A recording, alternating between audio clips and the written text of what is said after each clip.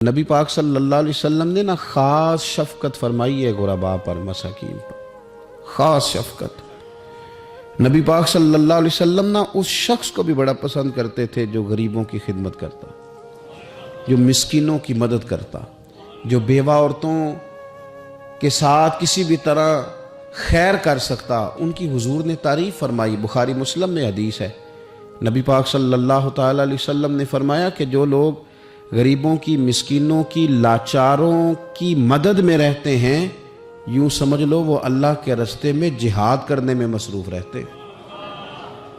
آج بڑی مشکلات ہوتی ہیں، میں نے دیکھا ہے کسی سرکاری ملازم کا انتقال ہو گیا تو اس کی بیوہ بڑی تکلیفوں سے گزرتی ہے۔ ہمارے ہاں تو کاغذات ہی بڑے بنتے ہیں، کہاں جا کے پینشن لگتی ہے، کیا کیا مشکلات سے گزرنا پڑتا ہے۔ اس کے بچوں کو دنیا کے بہت سارے معاملات ہوں جن میں بڑی پریشانیاں ہوتی ہیں۔ یہ تو جگہ کا انتقال کرانا، بینک کے معاملات دیکھنا، بڑی بڑی آزمائشوں میں بچے آ جاتے ہیں اور چھوٹے چھوٹے کاموں میں انہیں الجھا دیا جاتا ہے۔ کچھ لوگ ایسے ہوتے ہیں کہ جن کی ذرا سی سفارش کرنے سے، ذرا سے آگے بڑھنے سے ان کا کام ہو جاتا ہے۔ میرے نبی پاک علیہ السلام نے فرمایا جس کو دیکھو یتیموں، مسکینوں، بیوہ عورتوں کی مدد میں ہے، سمجھو وہ اللہ کے راستے میں جہاد میں ہے، اور فرمایا یوں سمجھ لو کہ اس نے وہ قیام کیا ہے کہ شاید دیر ہو جائے اسے رکوع کرنے میں، یعنی لمبی نمازیں پڑھنے والا ہے۔ اور فرمایا یہ وہ روزہ دار ہے کہ جو روزہ رکھے گا افطار ہی نہیں کرے گا، یعنی لمبے روزے رکھنے والا۔ گویا مسکینوں، یتیموں، بیواؤں کی مدد میں رہنے والا اس طرح ہے جس طرح ساری ساری رات نفل پڑھنے والا اور ہر روز کے نفلی روزے رکھنے والا۔ تو آپ یہ سمجھ لیں کہ ان لوگوں کے ساتھ حضور نے خاص، ہمارے ہاں نا امیر کا تو ویسے دل کرتا ہے کہ وہ امیر لوگوں کے ساتھ دوستی رکھے، ان کے تو ویسے ہی بڑے مسئلے ہیں بیچاروں کے، انہوں نے اپنے کام نکلوانے ہوتے ہیں، تاجروں کو کچھ سیاستدانوں سے ربط رکھنا پڑتا ہے، بڑے بڑے مسئلے ہیں، بڑے بڑے مسائل ہیں، بڑے بڑے لوگوں سے لوگوں نے رابطے رکھے ہوتے ہیں کہ دنیا میں اگر کوئی کام پڑ گیا، کوئی مشکل آ گئی تو ہم ذرا فٹافٹ ان سے بات کر لیں گے۔ یہ تو معاملہ اپنی جگہ پہ قائم ہے کہ تاجر نے، سیاستدان نے، بڑے لوگوں نے بڑے لوگوں سے ربط بنائے، لیکن اب کمزوری اس طرح کی آتی جا رہی ہے کہ غریب بھی غریب سے دوستی نہیں کرتا، غریب بھی ڈھونڈتا پھرتا ہے کہ کوئی امیر آدمی ملے، کوئی تگڑا آدمی ملے، وہ بھی منت کر کے فوٹو کھچوائے گا تو کھچوائے گا کسی رئیس کے ساتھ۔ غریب بھی پسند نہیں کرتے کہ ہم غرباء کے ساتھ پیار کریں۔ ہمارے دائیں بائیں بہت سارے ایسے لوگ ہوتے ہیں جو کمزور ہوتے ہیں، اور میں نے دیکھا ہے کہ زندگی میں تو خیر کرنا دور کی بات ہے، جنازے تک میں لوگ نہیں جاتے۔ اس میں بھی دیکھتے ہیں کہ کوئی امیر آدمی ہو تو پھر ذرا دوڑ کے، کوئی سیاسی قد کاٹ والا ہو تو سارے آگے بڑھ بڑھ کے چہرے دکھاتے ہیں، اس کے بچوں سے ملتے ہیں کہ صاحب میں آیا ہوا ہوں، میرا ذرا خیال کرو، میں پہنچ گیا ہوں، میرے نمبر لگا دو، میں آ گیا ہوں۔ وہ خیال کرتے ہیں کہ ہم پہنچ جائیں، ہماری شرکت جو ہے وہ شمار کر لی جائے۔ تو میرے عزیز، اکثریت ہم نے یہ دیکھا ہے کہ غریب کی تو نماز جنازہ کا مسئلہ آ جائے نا غریب کی، تو جو کہ سادہ آدمی ہے، کوئی سیاسی سماجی کاٹ تو جنازے تک لوگ خیال نہیں کرتے۔ حالانکہ میرے نبی پاک علیہ السلام نے تو فرمایا جنازہ ایک مسلمان کا دوسرے مسلمان پر حق ہے، اس میں کوئی آپ کا سماجی رابطہ ہونا ضروری نہیں، کوئی سیاسی قد کاٹ ہونا ضروری نہیں، یہ تو ایک مسلمان کا دوسرے مسلمان پر حق ہے، اور حق اچھے طریقے سے ادا کرنے کی کوشش کرنا چاہیے۔ حدیث پاک سنی، حضرت ابو امامہ بن سہل بن حنیف رضی اللہ تعالیٰ عنہ حدیث کے راوی ہیں۔ اس حدیث کو امام نسائی رحمۃ اللہ تعالیٰ علیہ نے نقل کیا ہے۔ ارشاد فرماتے ہیں کہ اطراف مدینہ کے گاؤں میں سے ایک عورت بیمار ہو گئی، مدینہ کے ارد گرد گاؤں تھے، ان میں سے ایک عورت بیمار ہو گئی، بڑی مفلس تھی، غریب عورت تھی۔ تو نبی پاک صلی اللہ علیہ وسلم نے اکثر اس کے بارے میں دریافت کرتے کہ بتاؤ اس بوڑھی اماں کا کیا حال ہے۔ ہمارے ہاں بھی خبریں آتی ہیں اخباروں میں، پوچھا جاتا ہے، لیکن کب؟ جب کسی بڑے آدمی کو کھانسی بھی لگ جائے، فلاں صاحب کو زکام ہو گیا اور ان کو فوری طور پر فلاں جگہ منتقل کر دیا گیا اور سیاسی اور سماجی سرگرمیاں انہوں نے معطل کر دی، تو یہ خبر سب جگہ بریک ہوتی، اس کو فوری طور پر آگے بڑھانے کی کوشش کی جاتی۔ ایک غریب عورت ہے، مجبور ہے، اور مدینے کے نہیں، مدینے کے اطراف میں جو گاؤں ہیں ان گاؤں کے رہنے والی ہے، پر اس کے نصیب دیکھو، اس کا مقدر دیکھو، ہر جگہ مدینے والے محبوب کے تذکرے۔ وہ کتنی نصیبوں والی عورت ہے جس کے بارے میں حضور کئی دفعہ پوچھتے ہیں کہ اس بیمار کا حال بتاؤ۔ بظاہر اس کا کوئی سیاسی، سماجی، مالی قد کاٹ نہیں، لیکن یوں لگتا ہے کہ اس کا قد حضور کی تیمارداری کی برکت سے، جب نبی پاک نے اس کا پوچھا ہوگا تو یوں لگتا ہے اس کا قد آسمانوں کے برابر چلا ہو گیا، آسمانوں کے برابر چلا گیا ہوگا۔ رسول کریم علیہ السلام بار بار پوچھتے، اور جب اس کے زیادہ بیمار ہونے کی خبر آئی تو حضور نے فرمایا اگر وصال ہو گیا تو مجھے خبر کرنا۔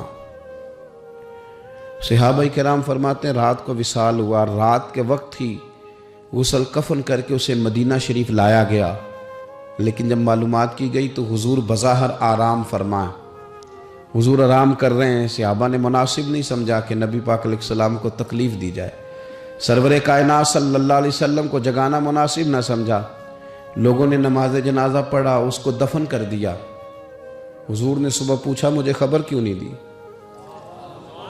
بڑے جنازے ہو کے گزر گئے، بڑے لوگ تھے جو چلے گئے، لیکن یہ کتنی نصیبوں والی ہے کہ حضور نے فرمایا مجھے بتایا کیوں نہیں؟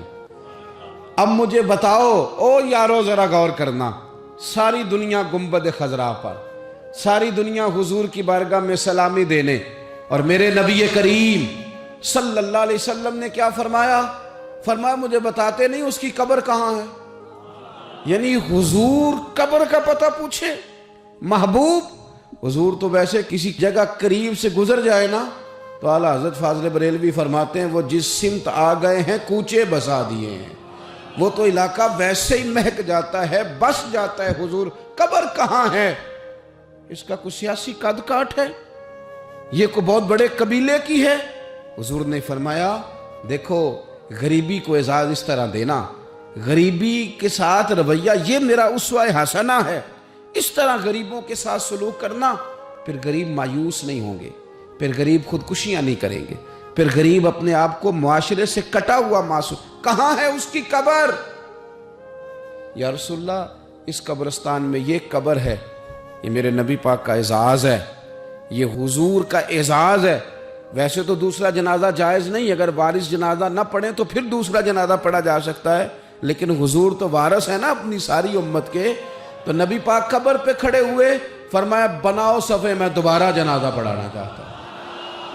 ایک دیہات میں رہنے والی مفلس عورت، ایک دیہات میں رہنے والی غریب عورت، وہ بی بی کہ جس کا کوئی بظاہر لمبا چوڑا نام نہیں، کوئی بڑے القابات سے پکارا نہیں جاتا، حضور نے 4 تکبیروں کے ساتھ امام نسائی نے لکھا ہے دوبارہ جنازہ پڑھایا، اور لوگوں کو بتایا کہ اس طرح کر کے اگر تم غریبی سے پیار کرو گے نا، ان کی مہک نے دل کے غنچے کھلا دیے ہیں، وہ جس راہ چل دیے ہیں کوچے بسا دیے ہیں۔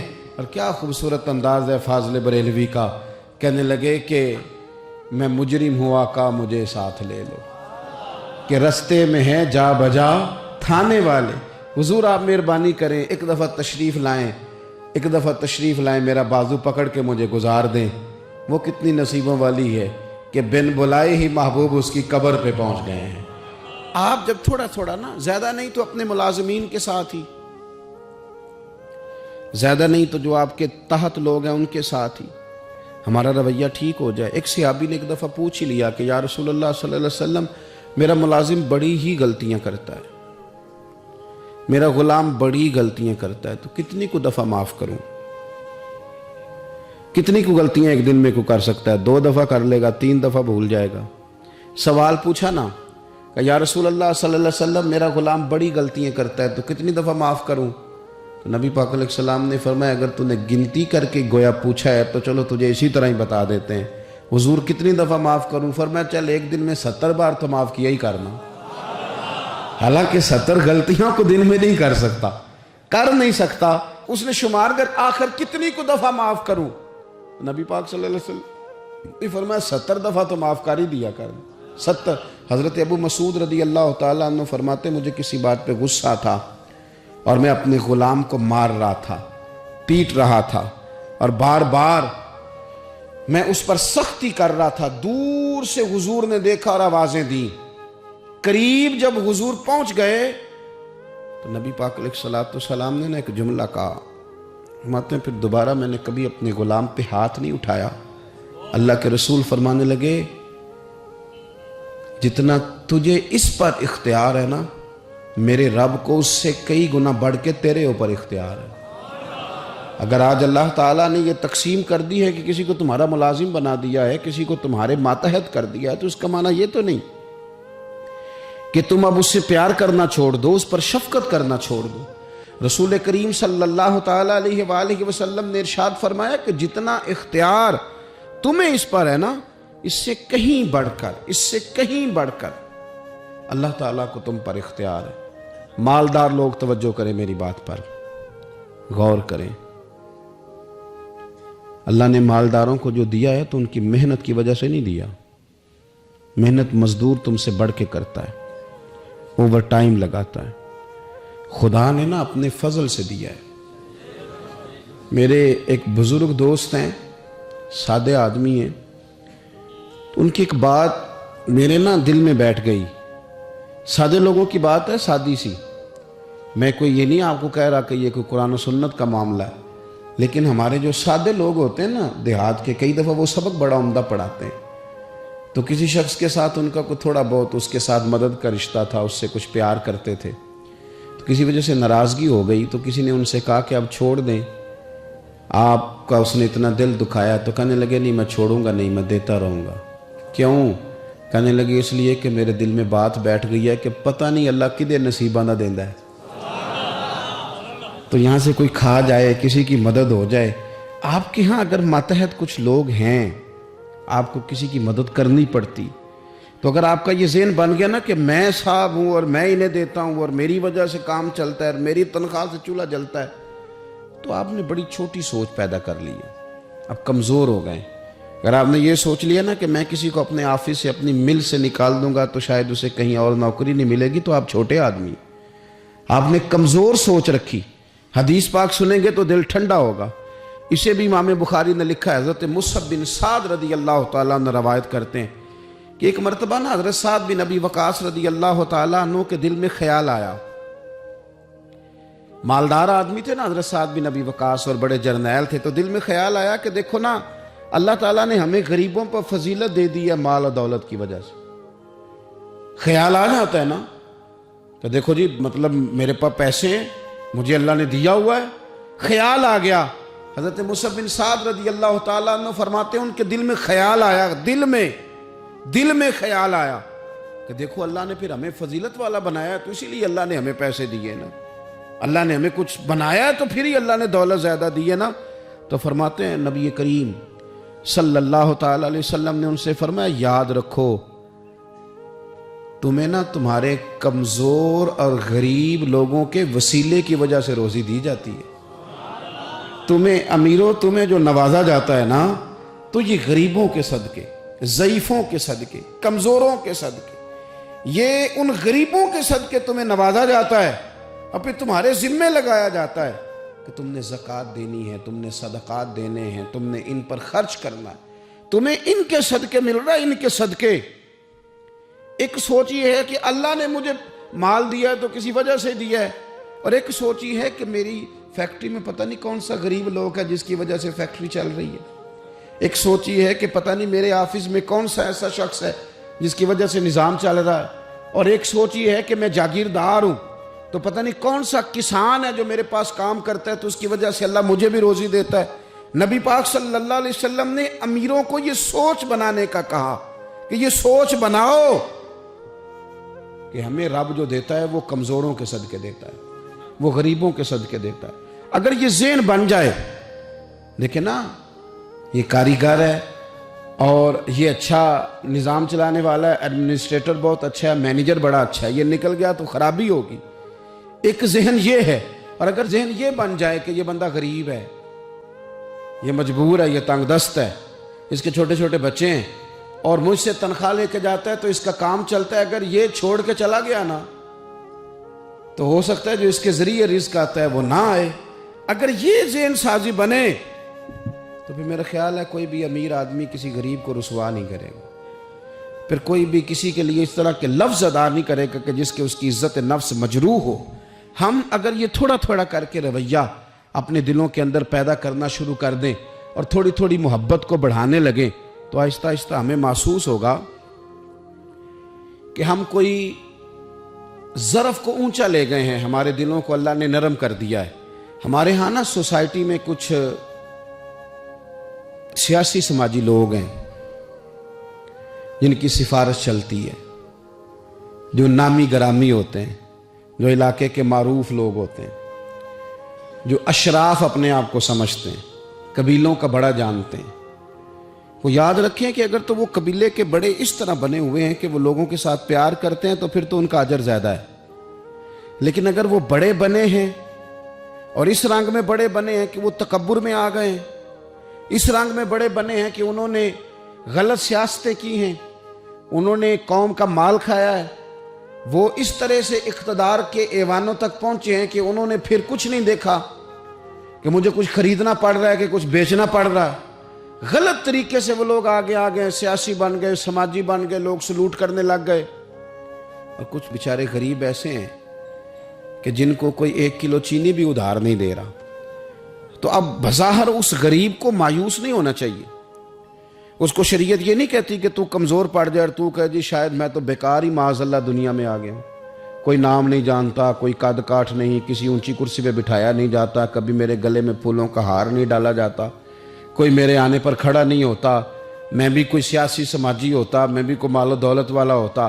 یہ سٹیٹس کی کمزوری بعض غریب لوگوں کو کمزور کر دیتی ہے، ذہنی طور پر پریشان رہنے لگتے ہیں۔ اور کچھ لوگ ہمارے ہاں یہ زیادتی بھی کرتے ہیں، وہ کہتے ہیں سارا پنڈ مار جائے، ماڑے دے بچے تو چودھری نہیں نہ بننا۔ تو میں کیا کرتا ہوں، یہ مایوسی ہے، یہ آپ نے غلط بات کی۔ یہ تو اللہ کے نظام قدرت میں بات ہے، رب جب چاہے جس کو چاہے جہاں چاہے اپنے فضل سے پہنچا دیں۔ آپ حدیث پاک سنیں گے اور اس حدیث پاک کے جو خوبصورت پہلو ہیں اس پر آپ غور کریں گے۔ حضرت سیدنا سہل بن سعد انصاری رضی اللہ تعالیٰ عنہ فرماتے ہیں ہم نبی پاک علیہ السلام کی خدمت میں حاضر تھے تو ایک شخص قریب سے گزرا، تو حضور نے اپنے پاس بیٹھے ہوئے ایک شخص سے فرمایا اس کے بارے میں تیرا کیا خیال ہے؟ تو اس نے عرض کی حضور یہ بڑا لوگوں میں معزز آدمی ہے، بڑا اس کا اکرام ہے۔ ہوتے ہیں نا لوگ سیاسی ہیں، سماجی ہیں، بڑی اتھارٹی رکھتے ہیں، بڑے سردار ہیں، بڑے چودھری، حضور اس کا بڑا مقام ہے۔ اس نے دلیل دی کہ یا رسول اللہ اگر یہ کسی جگہ پیغام نکاح بھیجے گا تو اس کو رشتہ دے دیا جائے گا، لوگ پسند کریں گے اس کے ساتھ رشتہ داری کرنا، اور اگر یہ کسی کی سفارش کرے گا تو اس کی سفارش قبول کی جائے گی۔ تھوڑی دیر گزری تو رسول کریم صلی اللہ تعالیٰ علیہ وآلہ وسلم کے قریب سے ایک دوسرا آدمی گزرا، تو حضرت سہل بن سعد رضی اللہ تعالیٰ عنہ فرماتے ہیں کہ نبی پاک علیہ السلام نے اسی پاس بیٹھے ہوئے شخص سے فرمایا کہ اس شخص کے بارے میں تیرا کیا خیال ہے؟ ایک تو وہ تھا نا جس کو تو نے چودھری سمجھا، چیئرمین سمجھا، بڑا مالدار سمجھا، اور تو نے کہا کہ کیا بات، پیغام نکاح دے تو اسے رشتہ فوراً ملے گا، اور اگر یہ سفارش کرے تو قبول کی جائے گی۔ تو یہ جو غریب آدمی گزر رہا اس کے بارے میں اس نے کہا حضور یہ غریب آدمی ہے، کہیں پیغام نکاح دے گا تو رشتہ نہیں ملے گا، اور اگر کسی کی سفارش کرے گا تو قبول نہیں کی جائے گی۔ یہ ایک سیاسی سماجی ہے، قد کاٹ والا ہے، برادری قبیلے میں نام رکھتا ہے، اس کی سفارش بھی سنی جائے گی، رشتہ بھی ملے گا، لوگ اس کی بات بھی سنیں گے۔ اور یہ جو دوسرا گزرا یہ غریب ہے، اس کو تو کوئی رشتہ دینے کو تیار نہیں، سفارش سننے کو تیار نہیں۔ دونوں کے تذکرے ہو گئے، رزلٹ میرے نبی پاک نے سنانا تھا۔ حضور فرمانے لگے سن پھر سہل، اور سن تبصرہ کرنے والے تو بھی، یہ جو تو نے کہا نا کہ سیاسی ہے، سماجی ہے، فرمائے ان لوگوں سے اگر ساری دنیا بھر بھی جائے تو پھر بھی یہ غریب آدمی ان سارے لوگوں سے زیادہ بہتر ہے۔ جن کو تم سیاسی، سماجی، چودھری بڑے جانتے ہو نا، یہ ایک غریب ہے، تنگ دست ہے، بظاہر تم اس کو منہ نہیں لگاتے، لیکن اگر ساری دنیا ان لوگوں سے بھر جائے تو یہ جو غریب آدمی ہے یہ پھر بھی ان سے زیادہ فضیلت والا ہے۔ میرا خیال ہے جب حضور غریبی کی اتنی فضیلتیں بیان کرے تو پھر غریبوں کو پریشان تو نہیں نہ ہونا چاہیے، پھر تو اپنی فقیری کو اپنے سینے سے لگا کے فخر کرنا چاہیے، پھر تو ناز کرنا چاہیے، پھر تو غور کرنا چاہیے کہ اللہ تبارک و تعالیٰ نے ہمیں کتنی عظمتوں سے نوازا ہے، کتنی فضیلتیں عطا فرمائیں۔ لوگوں کو جب سمجھایا جاتا تھا نا حضور کے زمانے میں، نبی پاک صلی اللہ علیہ وسلم کے زمانہ مبارکہ میں جب سمجھایا جاتا تھا، حضرت سیدنا ابو عبد الرحمن رضی اللہ تعالیٰ عنہ بیان کرتے ہیں کہ میں حضرت عبداللہ بن عمر بن عاص رضی اللہ تعالیٰ عنہ کی بارگاہ میں بیٹھا تھا، تو کچھ لوگ آئے، انہوں نے آ کر کے اپنی غریبی کی شکایت کی۔ انہوں نے کہا نہ ہمارے پاس کوئی سواری ہے، نہ ہمارے پاس کوئی سامان ہے، نہ کوئی ہمارے پاس خرچہ ہے، ہم بڑے مسکین لوگ ہیں جی، بڑے غریب۔ یہ کچھ باتیں کرتے ہیں نا لوگ، مایوس سی، غریب لوگ ہیں تو جملوں کے اندر مایوسی ٹپکتی ہے، کچی بات، کچھ بھی نہیں جی، کیا جینا ہے ہمارا، کچھ بھی نہیں، مشکل سے گزر اوقات ہوتی ہے۔ او خدا کے بندو، جن لوگوں کا آخرت پر یقین ہو اور تربیت حضور کے اسوہ نور سے لی ہو، وہ اس طرح کی کمزور باتیں نہیں کرتے۔ وہ حضرت مولا علی شیر خدا سے کسی نے کہا کہ آپ نے مال کیوں نہیں کمایا، چلو حلال ہی کما لیتے۔ تو حضرت مولا علی فرمانے لگے مال حرام ہو تو عذاب ہوتا ہے، حلال ہو تو حساب ہوتا ہے۔ حرام ہو تو عذاب ہے، حلال ہو تو حساب ہے۔ ہم دونوں کام ہی نہیں کرتے، ہم حلال بھی اکٹھا نہیں کرتے، وہ عذاب نہ ہو تو حساب تو اس کا بھی دینا ہی پڑے گا نا، ہم یہ کام ہی نہیں کرتے۔ تو کچھ لوگ حاضر ہوئے حضرت عبداللہ بن عمر بن عاص کی بارگاہ میں، اور انہوں نے آ کر کے عرض کی حضور نہ سواری کوئی، نہ کوئی خرچہ، نہ کوئی رہنے کو جگہ، نہ ہمارے پاس کوئی اور سہولیات۔ حضرت عبداللہ بن عمر رضی اللہ تعالیٰ عنہ فرمانے لگے بڑے پریشان ہو، ایک بات نہ کر لو تم سے؟ وہ غریب کہنے لگے حضور کر لیں۔ فرمایا اگر تم چاہو تو میرے پاس آ کے رہ جاؤ، جتنی چیزیں تم نے کہی ہیں نا اللہ میسر کرے گا، تمہیں دیں گے۔ اور فرمانے لگے اگر تم کرو نا صبر، اگر تم کرو صبر اور اپنی اس غریبی پہ راضی ہو جاؤ، اپنی اس فقر پر تم اگر راضی ہو جاؤ، صبر تمہیں آ جائے، تو پھر سنو میں نے نبی پاک صلی اللہ تعالی علیہ وسلم کو فرماتے سنا ہے کہ فقیر لوگ امیروں سے 40 سال پہلے جنت میں چلے جائیں گے۔ اگر تو تم جو مایوسی بتا رہے ہو وہ تم سے صبر نہیں تمہیں ہونے دیتی تو آ جاؤ، تمہیں مال دیتے ہیں۔ اور اگر تمہیں صبر آ جائے اور تم فقیری میں جینا سیکھ جاؤ، اس غریبی اور سادگی کو تم سینے سے لگاؤ اور مایوسی چھوڑ دو، تو پھر نا میں نے حضور سے خود سنا ہے کہ غریب لوگ امیروں سے 40 سال پہلے جنت میں جائیں گے۔ اب تم بتاؤ کیا کرنا ہے؟ زمانہ تھا نا رسول پاک کا، اور لوگ وہ تھے نا جنہوں نے تازہ تازہ حضور کا دور دیکھا تھا، تو بے صبرے نہیں تھے، وہ روتے نہیں تھے کہ پیسے نہیں ہیں تو پتہ نہیں کیا بنے گا۔ انہوں نے یہ نہیں کہا کہ ہم آپ کے پاس آ جاتے ہیں، آپ ہماری ضروریات کا خیال کر دیں۔ حدیث سنی نا جب حضور کی، غریبوں غور کرنا، جب انہوں نے حضور کی یہ حدیث سنی نا کہ غریب امیروں سے 40 سال پہلے جنت میں جائیں گے، تو وہ غریب لوگ حضرت عبداللہ بن عمر سے کہنے لگے حضور ہمیں نہیں پیسے چاہیے، ہم انشاءاللہ صبر کریں گے اور جنت میں امیروں سے پہلے داخل کر دیے جائیں گے، ہم اس غریبی کے ساتھ وقت گزاریں گے۔ تو بہت زیادہ مایوسیوں سے باہر آئیں، بہت زیادہ پریشانیوں سے باہر آئیں، ہر وقت رونا اور ہر وقت یہ احساس، زندگی ہے کتنی کو، کتنے کو سال ہیں، تھوڑا سا وقت ہے، اللہ جس حال میں رکھے اس حال میں راضی رہ کے مزے کے ساتھ جی کے اپنا رخت سفر باندھنا چاہیے۔ ہم اتنی مایوسیوں میں گھر گئے ہیں، اتنی مایوسیوں میں۔ دنیا کا سب سے بڑا انعام دولت نہیں، دنیا کا سب سے بڑا انعام ایمان ہے، رسول پاک کی غلامی ہے۔ تو جسے یہ شان ملی ہوئی ہے اسے پھر ناز سے جینا چاہیے۔ تو عزیز دوستو، ایک تو یہ کہ غریب لوگ احساس پیدا کریں کہ ہم نے غریب ضرور رہنا ہے پر مایوس نہیں رہنا، ہم نے احساس ضرور کرنا ہے لیکن ہم نے احساس سے کمتری کا شکار نہیں ہونا۔ اور امیر بھی غور کریں، اگر وہ تھوڑا سا غریبوں کی طرف ہاتھ بڑھائیں گے تو ان کے رزق میں برکت ہی ہوگی، ان کے ذریعے سے انہیں زیادہ ہی نوازا جائے گا۔ اللہ کے حضور دعا ہے مالک کریم ہمیں سمجھنے کی توفیق عطا فرمائے۔